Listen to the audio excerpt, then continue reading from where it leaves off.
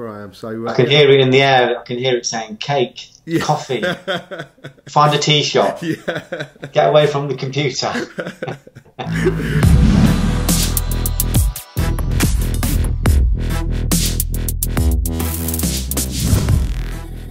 Welcome to another special episode of MartialPreneur TV.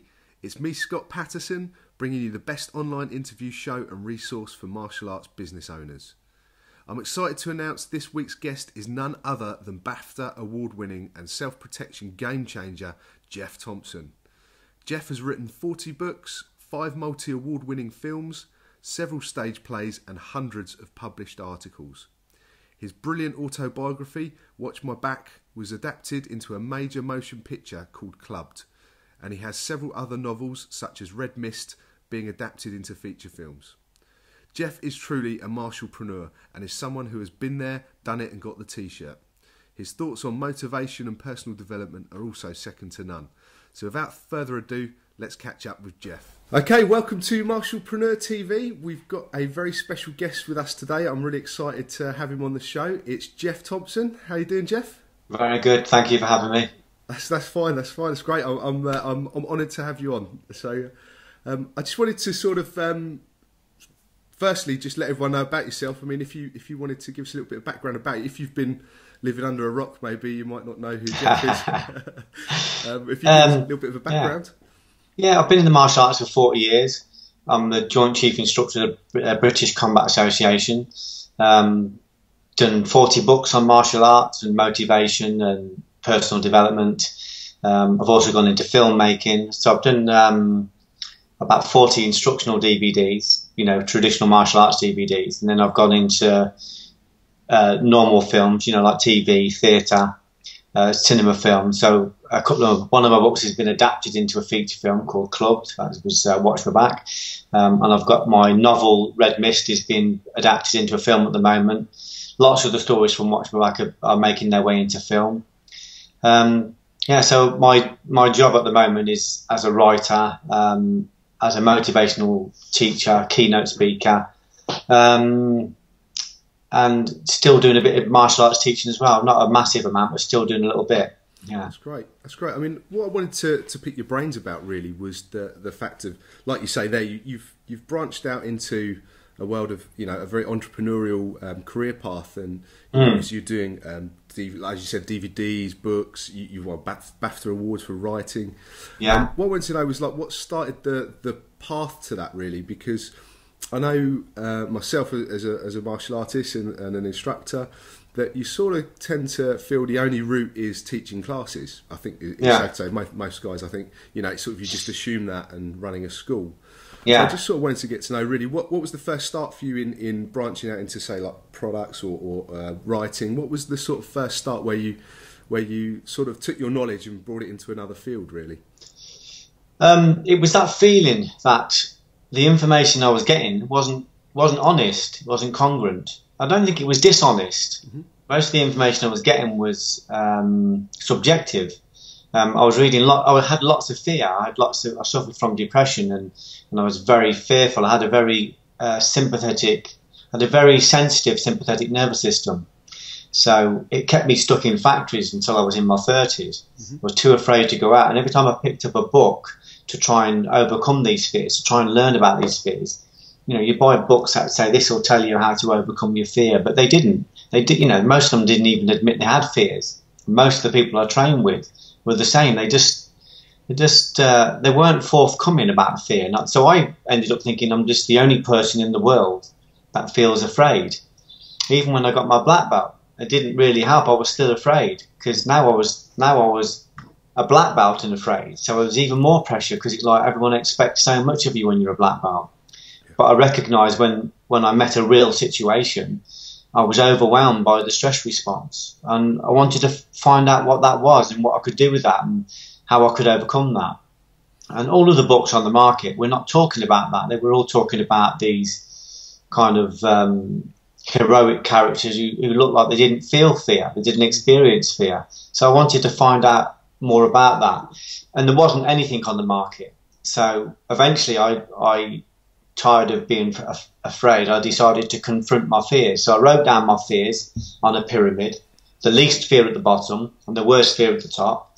And I systematically confronted my fears to gain, I did it as a cerebral exercise in hardiness, but also to gain desensitization to my fears, to adrenaline. The top of the pyramid was a fear of violent confrontation. That's why I became a nightclub doorman. So over a period of time, I took the skills I'd learned in martial arts, which were good, but they were limiting, and I put them into a real arena to see how they worked and to see how I worked and to try and figure out how I could become more courageous. Because I recognised the fear of violent confrontation didn't just stay there. It was a fear of leaving a bad marriage. It was the fear of leaving a safe job. It was the fear of putting your hand up and saying, I want to know more. It was that feeling of, it was that fear of life, really, like Mesner when he's climbing Nanga Parbat. Mesner's this legendary climber, right, and he's climbing up Nanga Parbat solo without oxygen. But he said he gets to the point on the mountain where he's too afraid to go on, but he's so exhausted he's too afraid to go back. And at that point he's also too afraid to stay where he is, because the wind is howling. He said at that point, he said, I was afraid to live, and he was crying for his wife. And this is a climber's climber. So I just thought, that's how I felt. I felt like too afraid to move forward, too afraid to move back, too afraid to stay where I was, and at times too afraid to live. I was afraid to live in the world. And I thought, so it wasn't just isolated to one part. Any kind of change come into my life, I felt fear. So I remember saying to myself, when I figure out what this is, I'm going to write about it, and I'm going to talk about it, and I'm going to pass on the information to other people to say, look, you're not on your own. We all feel fear. It's part of the human condition, but we can do something about it. We can become alchemists. We can change that. So that was why I did my first book, really, because I just wanted to say to people, you've all been told a lie. You've all been told that you're the only person feeling fear, and that you've also been told that you should listen to fear and you should stay in your box, you should stay in your factory, you should stay in your shit marriage, you should stay in your very small life, because it's not safe out there. And I knew that wasn't true. I knew that fear was actually an illusion, but it was a very convincing illusion. You had to get lips to lips with it. You had to get as close to fear as your neck vein before it dissolved. So that's why I wrote Watch My Back, and I just thought, I'm going to tell everybody the truth. I'm a doorman. I'm a doorman because I'm afraid. I'm a conflicted man. And becoming a doorman has enabled me to give up my job and become a full-time martial artist. It's enabled me to vacate an empty marriage. It's enabled me to go out into the world and be a city on a hill, be visible, and actually, explore the things I want to explore. So that's why I wrote Watch My Back, and that's why I think Watch My Back was so, it was important, but it was also so successful. And it became a film, it became a book, it became a play, it became a stage play. And it was, the reason it was important because the essence was, it's okay to be afraid, but we need to step into fear and dissolve it. So of course, Watch My Back became quite a famous book. So people started to want to come and train with me. So I started training, and I started talking more about fear. People were asking me lots of questions, and I just thought, well, I should do a book on fear. Okay. And then the book on fear, I realised that people were lacking motivation. People were not inspired. They weren't connected to their spirit. So I thought, well, I'll do the elephant in the trunk. I'll do a book on inspiration. And I thought, well, people really need this, so I'll start talking to people from other walks of life. I'll talk to them about fear, and I'll talk to them about inspiration and motivation. And I also realised that nobody was really selling videos at the time. I was producing books, but books were quite expensive to produce. I'd been published by Summersdale, this company, and then I decided to buy the copyright back and thought, I'll do this myself. I could probably make more money. Yep. So I started a small publisher, but the books were quite dear to produce. So I thought, well, in the meantime, I'll do some videos. So me and Peter Considine started doing some videos, just as a stopgap, really, just so we could give people a visual reference to what we were teaching about the reality of martial arts and that. And of course, because I was a full-time martial artist, I was studying everything. It was a smorgasbord. I was studying Thai, privately with private instructors. I was studying Greco-Roman wrestling, freestyle wrestling, collegiate wrestling, jiu-jitsu. I did full-time judo for 18 months. I studied catch as catch can. I studied shoot. I studied some of the BJJ stuff. I studied Western boxing. I studied professional boxing. Obviously, I was in Shotokan. I studied some of the Chinese systems. I was just studying all these different arts. I just thought, why don't I show people?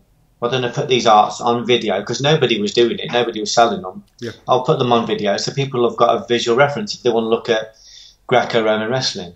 I mean, who knows where to go to get Greco-Roman wrestling lessons? There was about one club in the country. I just happened to become friends with the instructor. So I started doing videos as a stopgap, but the videos were becoming more popular than the books. And I also if I go back a little bit, I remember thinking, working as a builder and teaching part-time and working as a doorman, I remember thinking, looking at my mortgage and thinking, if I could sell, I think something like 10 books a week, I could give up my job. My mortgage was quite small at the time. Yeah. I remember thinking, I could do that from the boot of my car. I can sell 10 books a week. So I decided to give up my job. And I can't tell you what a pleasure it was to be teaching people as a job, running down the street at 6 in the morning thinking this is my job, going into colleges and universities and teaching kids martial arts and thinking this is my job, doing a class and thinking this is my job, and training privately with some of the best people in the world and thinking this is my job. I've made it a reality. And then I started teaching other people how to do that. And so everything I learned on the way I wrote down. So I thought there's two things. One, I wanted to pass on the knowledge. And two, I thought it's a great way of paying the mortgage, giving absolutely. People essential information. So in the end, we used to get our videos produced by other people, the books produced by other people. In the end, I got my own DVD machine. I got a proper professional machine so I could produce my own DVDs. We could produce our own covers. We got in touch with printers to do all our own stuff. And then I became a publisher, started publishing my own books so I could publish. If I wanted to publish 100, I could. If I wanted to publish 20,000, which I did initially with Watch My Back, I could do that. So I kind of took autonomy over it. And it was obviously a massive learning curve because I had to, well, you know yourself, you're a full-time martial artist and you have to learn about how to produce videos, how to produce covers and about artwork and about publishers. And so I really expanded in my knowledge. I suddenly learned all these different things. But essentially what I was doing was I was just duplicating myself because it's no good printing all those things if the message is rubbish. Yeah. People won't buy it. You've got to have something new to say, some essence. So because my teaching was so popular, every time I did classes, wherever I went in the world, I got a good audience. So I just thought I need to duplicate myself. So I thought if I could get 10 books out there and sell 1,000 of each, then that's 10,000 versions of me out there teaching all the time. I mean, we did a film called Club, and there's a lot of lessons in Club. And that's just had, I think that's had 4 million downloads on Netflix in America. So there's 4 million versions of me in America having this talk and saying to people, if you want more, do more. It's possible. And all the books, this kind of thing, what I'm doing now with you, that's why I'm grateful for the opportunity because it enables me to duplicate myself and put it on your website and talk to people when I'm asleep. This is the lesson I got from Benny Akides. He said, you should be able to pass on lessons when you're asleep. You should be able to make money when you're asleep just by duplicating yourself. But you've got to make sure that the message is essential. There's an essence in the message that you're not giving people story, you're giving people essence. And you can only get essence if you've earned essence. So that was it really. I created an industry from an essence, and the essence was, this is the truth. This is the martial arts. This is the story. This is the paraphernalia. This is the ostentation. This is what our lineage says, but this is the truth. This is what works. And people, I think, found it refreshing that somebody was saying, this. If you're in a real situation, there are not many ways to kill a man, as Musashi said. Yes. If you're in business, there are not many ways to do business. It's really just about making sure you really serve people. If you're looking for health, there's not many ways to get good health. It's really about correct palate, if you want to have a great relationship, and not many ways to have a great relationship. Great relationships are about loving somebody so much that you want to do stuff for them without any thought of reciprocation. So I like the essence of things, and that's what I try to teach. So I've spent the last 20 years studying, and obviously not just studying from books, but just creating a production company, for my books, just creating a publishing company. That the amount of things I've had to learn, it's massive and obviously difficult, but that's what it's about. It's about expanding your second self, expanding your core beliefs and the cognitive beliefs and the understanding. Sure. I think as well now more than ever, I think it's slightly easier to create your own publishing company. Well, the paths have been cut, haven't they? Yeah, really, really big time. I mean, talking to some guys, and we're sitting here. I've just got my laptop. I've got a couple of cheap lights that I bought off Amazon, which were like it's brilliant, isn't it? £50 and a cheap microphone. It's and you're broadcasting to the world. Yeah, exactly. Because it can be done. Same as if people come to me and they want to publish books, I can show them how to publish books very easily. There's a route. So someone has to set up a route, and then, like I say, then you can get the equipment, and suddenly you're out there doing it. But it still comes back. There's a millions of people doing it, but not very many people are giving essence. It's having the essence. That's also like you said there, and I mean your sort of take there. I don't know, correct me if I'm wrong, but I mean when you were talking about fear originally and how you overcome fear, yeah, and that was the path that sort of led you to self-education and expanding your knowledge. I think that's the kind of thing. Your vehicle was sort of the martial arts and obviously self-protection on the door. Yeah. I think I've been speaking to a few colleagues, and I'm sort of relaunching my own self-protection group at the moment, and I think it's there's a lot of things that are missed rather than the technique, like as you're talking about their fear, and that you've been very successful in helping people with that. Again, there's so many other areas in martial arts. I don't know. Obviously, you see it yourself, or you have any views on that, or I just think people. I think people get caught up in systems. They get caught up in sub-personalities. They get caught up in identities that aren't them. Yeah. So I'm talking to my friend recently, and he's been struggling with his centre, and because he's lost his way a little bit. Yeah. He's an old friend. I said, look, you've always had people come to train with you. Why do they come and train with you? They don't come and train with you because you know me or because you know somebody else. They come and train with you for your essence. What's your essence? Mm-hmm. So when people come to me, they know they're going to get the essence of Geoff Thompson. So when they come to you, they should get your essence. What people do is they don't give them their essence. They give them what they think is an essence. They give them somebody else's story. This is what my master said. This is what my teacher said. Rather than saying, you know what, I've studied these systems, and I had to go against all the traditionalists. I am a traditionalist myself. I had to say, look, I love all these people, but what we're getting at the moment is not going to help you outside the chip shop. It's just not. You are in danger. You're doing it wrong. And I'm telling you this because I care. Yeah. So my essence was just truth. It was just saying, this is the truth. Let's explore the truth of it. So I think if you've got a class, you've got to make sure you are the gospel. Mm-hmm. If you're talking to them about palate, make sure your palate's good. If you're talking to them about integrity, make sure you're not shagging your students and fiddling your tax. Yep. If you're talking to them about virtue, be virtuous, and then you will be congruent. It's not just about being able to throw a punch, but if you're teaching someone to throw a punch, you've got to make sure that when you throw a punch, you can hear it from down the street, and you've got to be the best person in the room at doing that. And you're the best person in the room at doing that because you've spent hundreds of thousands of hours doing it, not just twice a week at the local YMCA. Mm-hmm. And if your thing isn't selling the fighting and you're just selling recreation, be honest about that and just say, this, we're selling recreational arts and this is what it does and this is why it's great. I love people when they go, oh, well, one of my friends said, I'm not a fighter, I don't sell fighting, but I can teach people to connect to themselves. I can teach people to have fun. I can teach people to enjoy their life. Absolutely. So it's finding your essence. Yeah. And I think a lot of people end up teaching their teacher's essence, their teacher's truth.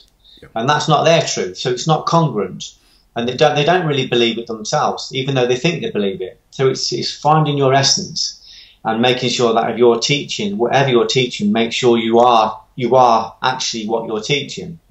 So it's no good, you know, the whole thing about fat life coach. We don't listen to a fat life coach because we're thinking it's not working for you. Or some guy turns up at your door and says, I can show you a pyramid scheme where you can make tens of thousands of pounds. And you say, well, if it's so good, why have you turned up in a 50-year-old car? It's not working for you. So it's that feeling of just being congruent and knowing your own essence and being congruent. And if you're going to tell people that they can change the world, which they can, we've got to make sure that we're at least in the process of doing that ourselves, so they can see that. And congruence isn't just about being perfect. Congruence is about being honest and saying, you know, when your thoughts and your words and your deeds are in alignment, you're congruent. And if you're congruent, you would attract a massive audience, because congruence is very rare. So I often say to people, don't look at me too closely. I'm still working on this stuff myself, but I am working on it, and I'm working on it daily. And this is the truth I've found so far. So I just try and encourage people not to copy me. I wouldn't try and copy Terry O'Neill. Terry O'Neill's my hero. I wouldn't try and copy Rick Young in the BJJ. That's Rick. Rick is amazing at that. That's not what I do. I would feel inadequate if I tried to copy that. But I can find my essence. And I know that nobody in the world can compete with my essence. I'm certain of that, because it's my essence. So we just got to find that. You're the only you. Yeah. So that's why I don't worry if somebody opens a club next door to me, or somebody writes a book similar to me, because they're not me. They haven't got my essence, but they've got their own essence. Yeah, that's great. I mean, yeah, exactly. And the whole sort of, when you get focused in that technique and someone else's essence, as you say, and you tend to start making excuses. I've been there, you know, you start making excuses for yourself, you know, and for your style or your system, or for your students, and why they don't like something, and you can't put your finger on why that doesn't work, or why it's not being so successful. I think that's a brilliant tip for everyone, you know. The truth is undeniably right in front of us. Yeah. In Islam, they call it yaqeen, the word yaqeen. The truth is undeniably right there. We look at our systems and we think, I know this is not right, but I don't want to question it. Yeah. I don't want to question it because it's my instructor and my instructor's instructor, and it's got lineage. But we've got to question it. We have to question it, because our life depends on it. Our students' lives depend on it. So we must question it, but not in an arrogant way. No. We need to know. And often we don't know until we go out and we put it to the test ourselves. So if someone's given us a way of making the money shape, the way of testing that is to make money with it. Or if someone gives us something to make the health shape, we test that. We don't just pass it on and say, I know it's good because somebody else told me. We've got to question it. We've got to test it. And if we can, refine it, because for us it's a fingerprint. You know, even if we come from the same class, me and you should look entirely different, because we're finding our own unique, bespoke version of doing what we're doing. Yeah. And that's about really searching. You haven't got to search far. You haven't got to go far. It's right in front of you. So the first thing with Yaqeen is the Yaqeen. What I love about Yaqeen is he said the truth is already there. It's right in front of you. You're just not seeing it. You're not seeing it because you've got too many things in front of you that are blocking you from seeing it. Like, we don't want to be disrespectful to our instructor. We don't want to be disrespectful to our system. We don't want to, we don't want to buck the trend. We don't want to go against the social mores, you know. But we have to go through that. So the first level of Yaqeen is cognitive understanding.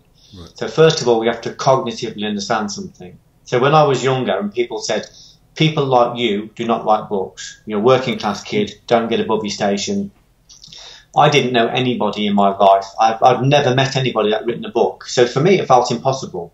So when I read about other people like me that had written books, similar backgrounds, similar stories, one was a policeman, one was a girl that lived in Liverpool. These books were printed and published by people just like me. Cognitively, I understood it was possible. So I couldn't deny that truth. The second level of Yaqeen is when we start getting enough knowledge to be able to visualize ourselves doing it. Right. And we start obviously doing the work. We start putting the book together, but we can visualize ourselves doing it. You can see yourself there. Most people can't see themselves doing things because it feels impossible, because they've been told so many times it's not possible. Yeah. So when we can start visualizing it in 3 dimensions and emotions, and you can see yourself there picking up the BAFTA or picking up the Oscar or getting your black belt or being in fantastic shape, when you can visualize it in 3 dimensions with all the emotions, then you'll get a tip. Then it happens. And suddenly you've got the book in front of you, or the physique, or the black belt, and then nobody can deny that it's possible. When I got my first book published, it transformed my whole life. Because nobody, and listen to this, you'll like this, nobody can deny it's possible, but people still did try to deny it's possible. Yeah. They said, oh, you were just lucky. Don't get above your station, you're just lucky. You got one. No one's going to be interested in that book outside of Coventry. Who's going to be interested in the Coventry bouncer? And then suddenly I've got Radio 1 comes down to do a big feature on me when I'm still working in the clubs. Yeah. And, you know, I ended up getting a piece in the Times about it. And, you know, it became a stage play. It travelled the country. It became a short film. Ray Winston and Paddy Considine were acting my lines in a Coventry pub. I was wrestling with Ray Winston at 2 a.m. It's fantastic. So suddenly it's a reality. So nobody can deny it's possible, but people still will try and deny it. Yeah. So when my friend said to me, well, you've been lucky, but, you know, it won't do any good out of Coventry, I remember thinking, oh, yeah, you know, I shouldn't get above my station, I should be careful. And I thought, no, that's not true. I can't deny it. No one can deny it. It's in front of me. Yeah. And if I can publish 1 book, why can't I publish 2 or 3 or 10? Why can't I publish 40? Why can't I publish 40 books? Why can't I be in 21 languages? Why can't I be in Arabic? You know, why can't I make this book into a film? Why can't I make this book into an audio? Why can't I make this book into a stage play? It's not about a bouncer, Scott. It's about a conflicted man. It's about a man that's facing fear. No less than Arjuna going into the battle at Guru, etc., to win his kingdom back. No different to Muhammad when he gets the revelation on the mountains of Saudi Arabia and he's terrified of his potential. No different to Christ in the Garden of Gethsemane. You know, having to go through that discomfort, that sea of nescience, the sea of ignorance, to reach their kingdom. Yep. So I'm no different to them. You know, I've got that same lineage. I'm breathing in the same air. So once it's there, you can't deny it. No, I mean, is that culture? I think it was an analogy I once read was a bucket of crabs. And when the crabs try and get to the edge of the bucket, you've always got ones trying to pull the other one's leg down. Always trying to pull you back. Yeah, it's so true. It's something that I think is very common, and that's what keeps going back to the fear again, isn't it? It sort of repeats the cycle for a lot of people. Yeah. That, you know, fear keeps you small. Yeah, so not to get above your station. Oh, you know, you were lucky and that kind of thing. I mean, I recently did a TV show for Loaded. It was a self-defense show. Keep it real. Yeah, and. When you speak to people, I'm not going to drop any friends or anything into it, but you sort of had that realisation that when you say, you know, you produce it or you're a host or it's that kind of, oh right, oh, you know, you're really lucky, and then once it's finished, they're like, oh well, you know, you had a good time kind of thing, but now it's time to go back to normal. Get back to normal now, yeah, exactly. There's that great scene in you know, that great Steve McQueen film. What was it called? Anyway, there was a scene where they were in prison and they had a bet about eating boiled eggs. And he bet that he could eat 40 boiled eggs or something like that. And one of the guys said, it's impossible to eat 40 boiled eggs. Anyway, an hour later, he's ate these eggs and his belly's right out here, massive. And the guy's still looking at him. He's ate them. And the guy's going, it's impossible. No one can eat 40 eggs. But he's done it. But it's so big, it still seems impossible. So it's right in front of people, but they're still trying to deny it. Yeah. And there's obviously other people do that, and we still do it. Parts of ourselves do it to us. We hold ourselves back because of our own fears. So my thing is just about encouraging people to lean into the sharp edges, but obviously do the work. You know, it's no good. It's no good throwing out a weekend script and then expecting Hollywood to call. We have to do the work. Yeah. You know, we have to be the gospel, and we have to continually be the proof of this wonderful word, Yakin. They came. My friend was going to Mecca. My friend Wael, he was on the road to Mecca with his mum, and this is where he was telling me. He said as they were walking, there was thousands of them. He said this one guy was walking around the crowds healing people. He was healing people. And my friend Whale said, he said, I was very sceptical, but he said he was healing people. He said, but I felt sceptical. And they said the doctors, you know, within the group were going mad. Don't go to this man. He's not a real doctor. Don't trust him. He said, but he was healing people. And he said, I wasn't convinced until he healed my mum. He said, my mum had a long-standing injury in her knee, and he put his hands on it and he healed my mum. So he said, I was convinced. And he said, I said to him, how do you know? How do you know you can heal people? And he said, Yakin. The truth is right in front of me. It's obvious. He said, I just know. I'm connected to it. Yeah. And he was telling me that story, and I was fascinated by the fact that the truth about everything is right in front of us if we are brave enough to look at it. Yeah. But who wants to look at it? Because if we see the truth, what does that mean? It means I've got to change things. And what does that mean if I change things? How will that affect my wife? How will that affect my children? How will that affect my job? How will that affect my income? If I tell the truth, how will that affect my livelihood? How will that affect my instructor, my instructor's instructor? How will that affect my mum and dad if I want to tell the truth and it's not their truth? How will that affect them? How will that affect the teachers who are saying that's not the truth? So we are encouraged not to tell the truth because the truth has a ripple. But of course, if we want to live and we want to access our kingdom and our potential, we have to see the truth. We have to teach the truth to whatever level we've got. Yeah. So I love the idea that it's already there. Yeah, we haven't got to look far. It's right in front of us.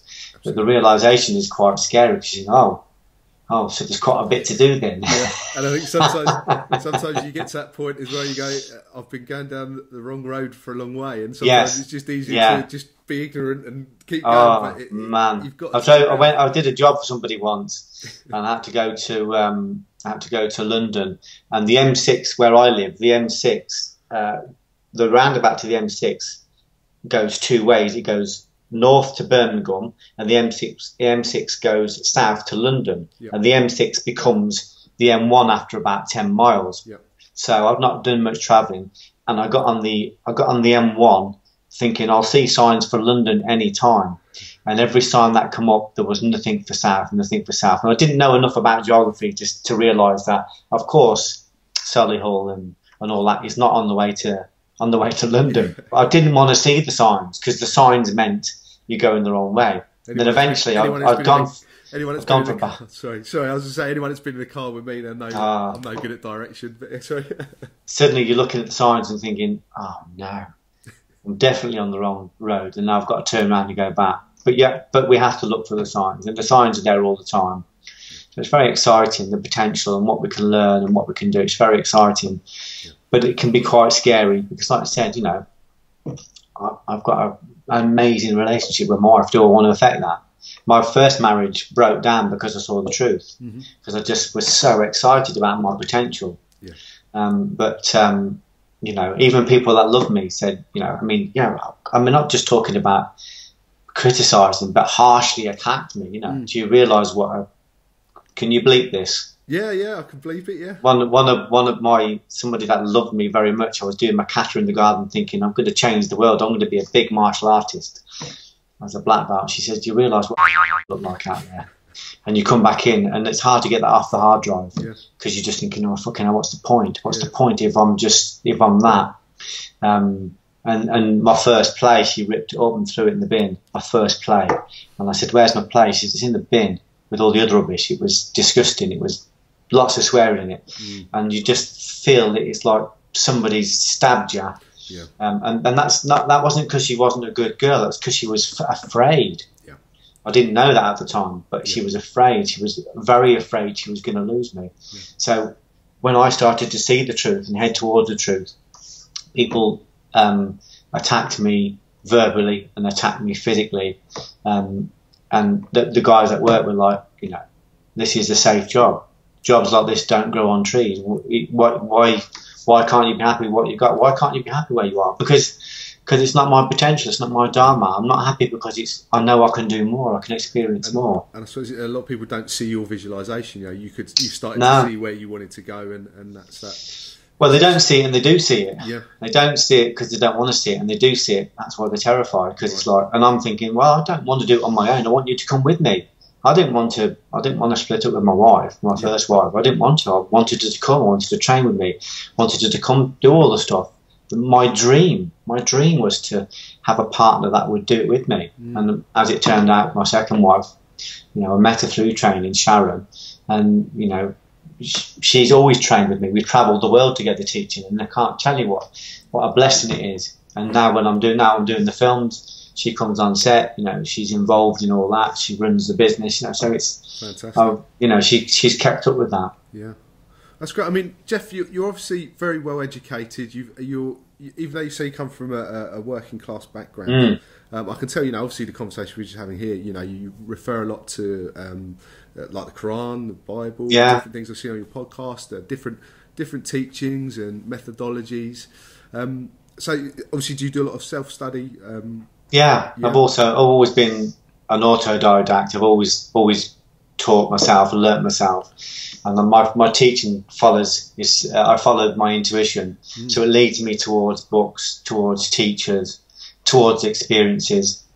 The books are important because it's about cognitive understanding. If we don't get a cognitive belief, what we experience can create a cognitive dissonance. So what we experience doesn't register with what we know.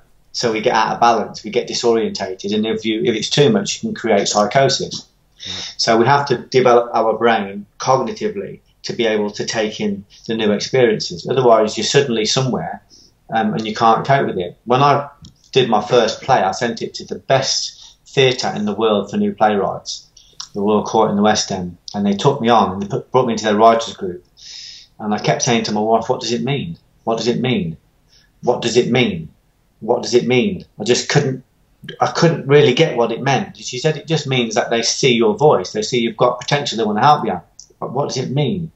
I just couldn't get a cognitive, you know, because this was the birthing pool of some of the best writers in the world. Yeah. And then suddenly I was there, and I couldn't quite get that.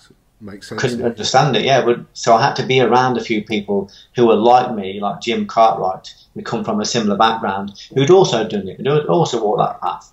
So I just said, "No, I see, I understand." So, you know, when you're told all your life that that's not for the likes of you, and people like you don't do that, and then suddenly it happens, you question everything you know, everything. So it can create a dissonance. So the education has been important for me to be able to cope with the life I live, and to be able to cope with the realization and the manifestation of things I do.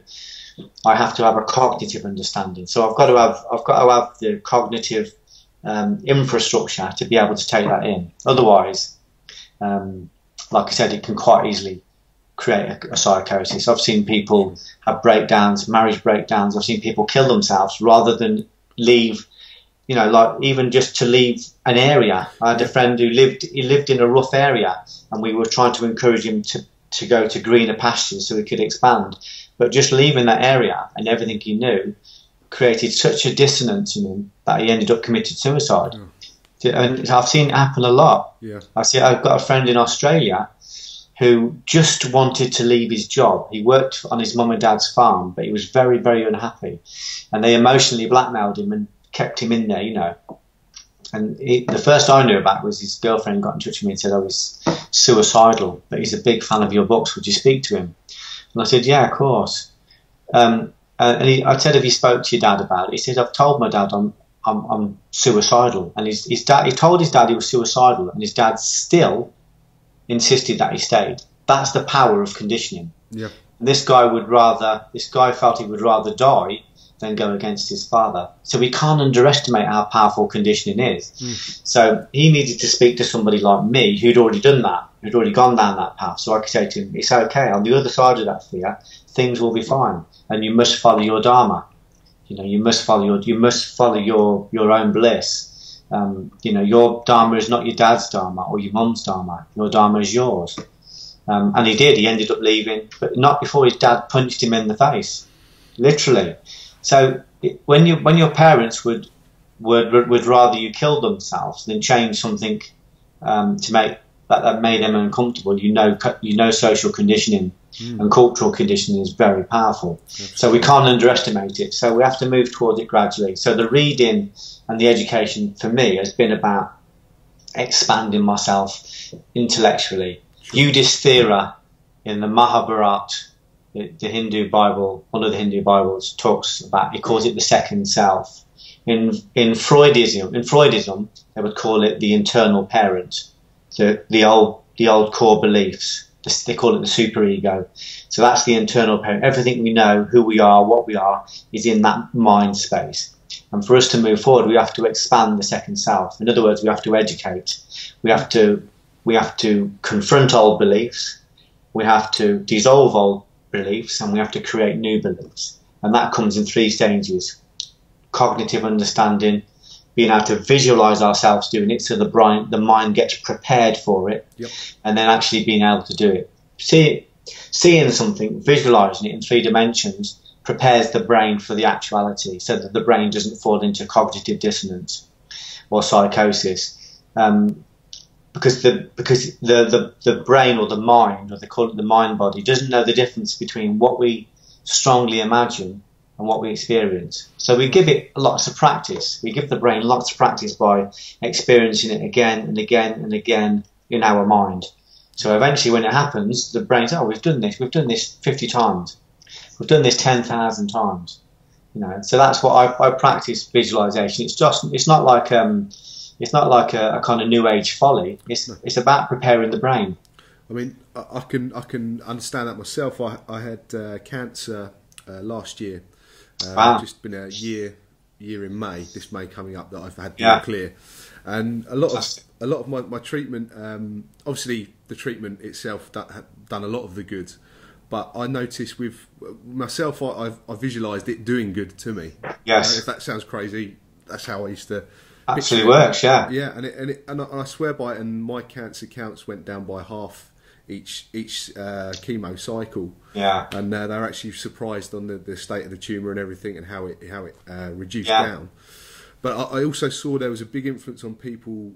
I'm not saying everyone. I could get it again tomorrow, and that could be the end of me. And I'm not saying it's everyone will be saved if they think that way, but I definitely saw the power of the minds over different people, and how some people who switched off literally died within 2 weeks. Yes. Even though they had a lesser stage cancer or a lesser illness, and it's the power of the mind, isn't it? Yeah, and the ones the ones that were switched on, or had some kind of coping mechanism that worked, that was healthy, always seem to pull through or do a hell of a lot better. It's I can vouch for that. I've pulled myself out of really bad places just with my thinking, just with my visualization. It's very powerful. The problem is we don't tend to use it unless we're in the shit. Yeah. But we should use it more often. We should use it to create the kind of life we want. But Deepak Chopra says we are the reality makers. Yeah. So we can create the kind of reality we want, but not until we get the mind body under some kind of control. So we have to recognize the mind as being separate from the authentic self. Yeah. We observe the mind, we instruct the mind, and the mind instructs the sensual body, and the sensual body controls the physical body. So the visualization is really important. In fact, it's interesting you say that, because if you read the story of Abraham and Lot, Abraham created progeny, he created wealth, he created leadership, just with the power of his imagination. The story says that Abraham saw God in everything, and Lot, his nephew, didn't see God in anything. Right. So Lot ended up with the most prime land in the promised land by Sodom and Gomorrah, but he destroyed it because he didn't have a powerful imagination. Yep. And Abraham had the worst barren piece of land. He had a barren wife. His wife couldn't have children, and yet he created wealth, leadership, and he created progeny, children, just because he kept going back to God and saying, where's this leadership then? Where's this wealth? Where is it? And he said, you've got to cultivate your imagination. You've got to see the potential in everything. It's already there. And even Abraham's wife laughed at him, and she said, listen to me, I'm 80, I will not be having children. Your God is a folly, it's not working. And he kept going back to God, and God said, see God in everything, or in other words, see potential in everything. Yeah. And his wife Sarah had a baby. This is the story. After 80, he created crops on barren land, and he created leadership in the worst environment. So the parable is that we can create from anything. There's potential in everything, You know, so that's what you found there. In the worst place, if you've got cancer, the worst place is the best place to practice, because you are proof that it's been done. But the prophets before you did the same, but not before they were cornered, not before they were, you know. And I love what I love about Abraham. Wasn't that he created wealth? Was that he kept going back to God and saying, "For fuck's sake, where is it? Where is it? You keep promising me, where is it?" And God said, "It's you. You're the one that's got to cultivate. You've got to see it. You've got to trust it. You've got to have faith in it, and you've got to practice and be proof." The third level of your key is to physically manifest it, and then of course we go out and we tell other people how we did it and show them how to do it. That's why this podcast is important, and what you're doing is important. Because you're passing on that information to people and saying, these things are possible. I don't just think they are. I know they are. I'm living proof. Yeah. Well, Geoff, I think we could go on and talk. Probably. We'd probably talk all day. What time is it? I reckon at least. It's probably about 2 in the morning now, isn't it? Yeah, exactly. But that's fantastic. And I mean, just to sort of tie that up, really, I would say, you know, if you, like we said originally at the beginning, you know, how you've become an entrepreneur in different fields, and I think that sums it up really, is that you knew that you could do something and you found the way, and researched it yourself, looked for the information, and taught your mind how to create it. You know, absolutely. I think I can't remember where I read it, but I think, you know, the secret to everything is be a producer. Yeah, we are creators. Yeah, exactly. So I think, you know, sort of summarising there, I think that's a great lesson for me, listening to you talk, and for our viewers, hopefully. So yeah, be prolific. Go out there, be prolific, and pass on as much information to people as you can. Yeah. When you pass the information on to other people, you'll get more. Yeah, fantastic. Well, that's great, Geoff. I mean, thank you very much for... It's a pleasure. Thank you for inviting me. Where can we find more information about you, courses, videos? GeoffThompson.com. Yeah. I've got 3 sites. They're all on the one site, but GeoffThompson.com, Geoff Thompson Inspire, Geoff Thompson Writer. But if you go to GeoffThompson.com, there's hundreds of hours of free articles. There's loads and loads of free videos like this. And all the courses I do are on there. We've got a free newsletter. You can get a free download of my book Warrior. So there's loads and loads of stuff on there. If you just want to go and browse, help yourself. Fantastic. I'll be on there downloading everything in a minute. Well, there's a great book called Warrior. You can download. If you join the newsletter, you can download the book free, and it's a really good book. It's all about everything I've learned up to date about living in the world and being a proper warrior, about serving people, about having sovereignty over the self, about the exploration of your potential. So it's been a really well received book. Okay, great. Yeah, I'll look forward to reading that. I'll get that on the download soon. Also, I was going to say, for guys, there's a bit of a resource as well. The BCA. I'm a member of the BCA as well, and I can vouch it's a great organisation. And I don't know, where's the best place for people to go? Would that be the website as well? Yeah, if you go to BritishCombatAssociation.com, you can contact Peter and Dawn, who Peter's the joint chief instructor with me, but they organise the site. We do lots of courses, and we've got lots of events. And I think this site with the association has been going 20 years now. It's got very prestigious, some great people in it. So yeah, great. Have a look at the British Combat Association. Yeah, fantastic. I'll link everything up here that you've mentioned in the show notes, so everyone can go and have a look. So thank you again, Geoff. Thank you. Yeah. Have a great rest of the day. It looks like is it sunny where you are? It's very nice, yeah. It's nice where I am. So I can hear it in the air. I can hear it saying cake, coffee. Find a tea shop. Get away from the computer. That's great, Geoff. Well, listen, all right, mate. Thank you very much. Really appreciate your time. God bless you. I hope we can catch up some other point. Yeah, if we need to do one again, just shout me. I'll happily do one. If we get questions, I'll come back on again. Brilliant. Thanks, Geoff. You have a good day. And you, mate. Thanks, mate. Bye-bye. Bye.